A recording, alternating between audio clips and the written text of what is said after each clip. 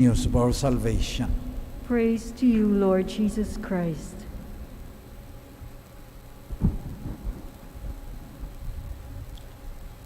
Good evening. God's blessing to you all. We are worshiping, celebrating the Eucharist in the shrine of Jesus, the divine Word. The Annunciation is when, as John 1:14 said, "And the Word was made flesh and dwelt among us." He had to become a human being because, as the second reading said, letter to the Hebrews, it is impossible that the blood of bulls and goats take away sins. Nung nagyabang yung mga high priest ng Jerusalem, we offered bulls and goats. Sabi lang ni Yahweh, kahit isang bundok pa i-offer ninyo, akin yan eh. So God so loved the world that He sent His only begotten Son. So why did the divine Word become a human being? Because according to Saint Anselm, even our own blood, not only bulls and goats, could not take away sins. Kahit umiyak ka pa dyan ng Coca-Cola, wala pa sa kalingkingan yan ng utang mo. Tayong lahat, bawat isa sa atin, pag tinampalasan natin ang utos ng Diyos, nilait natin siya. Walang hanggan siya, kaya ang ating pagtampalasan, ang ating paglait, walang hanggan din. So hindi mababayaran ng bulls and goats, hindi mababayaran ng ating sariling pasakit. And the Word was made flesh and dwelt among us because God so loved the world, so He sent His only begotten Son. At kailan nangyari ito? When Mary said, "Behold, the handmaid of the Lord. May it be done to me according to your word." So at that moment, yung sa second reading uli, "I come to do your will, O God." So it was the obedience of the divine word who consented to become a human being, and He became a human being only because Mary said, "Behold, I am the handmaid of the Lord. May it be done to me according to your word." God sent an angel. Angel Gabriel was sent from God. In Hebrew, angels are called messengers. Malak Yahweh, messengers of God. So nasanay na lang tayo na may pakpak, mukhang holy. But God sends His malak to us also, not only to Mary. In the first reading, the Lord said through Isaiah, "The Lord Himself will give you the sign. Virgin shall be with child, and bear a son, and shall name him Emmanuel," which means God is with us. The Lord Himself will give you a sign. So to every one of us, there is an angel being sent. Hindi yung may pakpak. But baka ibang tao, baka yung nanay mo, minsan anghel talaga yan. Gaya ni St. Augustine. How was he converted? Narinig lang niya. May mga bata, may kanta-kanta parang nursery rhyme na tole legge. Take, read, kinakanta ng mga bata. Tapos nakita ni St. Augustine, may Biblia naman doon. Binuksan niya. Romans. Iwanan mo na yung mga kasamaan. At yun, ang Malak Yahweh ni St. Augustine na naging daan ng kanyang pagbabalik loob sa Diyos at ang laki ng kanyang serbisyo sa simbahan ay mga batang kumakanta lang, hindi nga alam ng mga bata. So God always gives us a sign.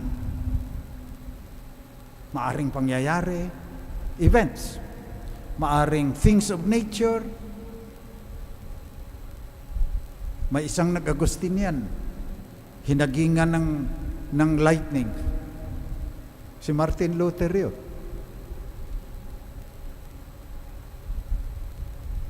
So ang ating problema, ang ibig kong sabihin ngayon sa inyo ay discernment. How to recognize the Malak Yahweh. How to recognize that a person, a thing of nature, an event was sent by God to ask you something. And God requires of you that you will also say, "Behold, I am the servant of the Lord. May it be done to me according to your word." So si St. Ignatius was very strong.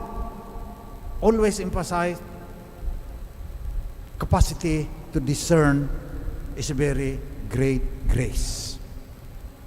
That's what we should pray for today. Para makilala natin ang mga angel Gabriel na pinapadala natin sa atin ng Diyos, especially at turning points in our lives. Gagawa ka ng very important decision, kailangan ma-discern mo kung ano ang kalooban ng Diyos para sa iyo. Kaya ang daming malulungkot na tao ngayon, hindi marunong mag-discern. Bago temporary vows, 30 days retreat kami. Pati yung mga madre, yung mga brothers, lahat yung mamanata, vow of poverty, chastity, and obedience. 30 days retreat para mag-discern. Kaya, last piece of advice, tinuturo namin sa mga bata ito, sa mga ALS. Sinabihan ako ng DepEd. Sinusubukan namin sa ALS. Ang hirap ng buhay. Hindi mo alam ang kinabukasan. How do you sharpen your thinking skills? Bilisan ko na lang. Systems perspective. Kasi ang universe, systems within systems yan. So tignan mo muna, sundin mo yung sinabi ni Joe Ayala. Ang lahat ng bagay magkaugnay. So look at all the connections first. Kasi minsan nag-analytic thinking kaagad tayo, pag hindi natin alam yung connection, hindi natin lubusang maunawaan. Kagaya ng critical thinking kaagad sa cell. Pero yung cell, konektado yan. Kasama yan sa either immune system, circulatory system, skeletal system, musculoskeletal system. So, systems perspective. Pag mayroong akala mo Malak Yahweh, tignan mo muna ang mga connection yan. At ang mga magiging problema. Gaya ni Mary, nagsasabing, how can this be? Pangalawa, analytic thinking na nga. Pero, ang mahalaga, na design thinking ang tawag dyan ngayon sa learning theory. Ano ang gagawin mo pag naka-discern ka na pagtawag sa iyo ng Diyos yan?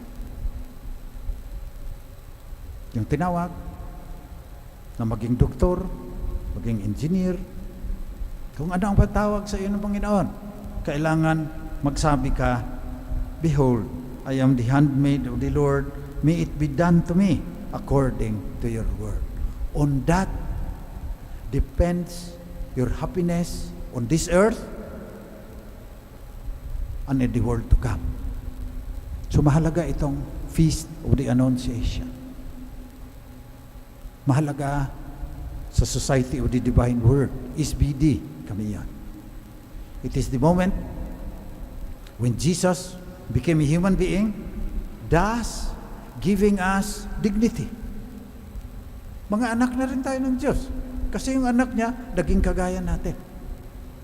And then, gaya ng ating pagdasal kanina, we are given the chance to be partakers of divine life.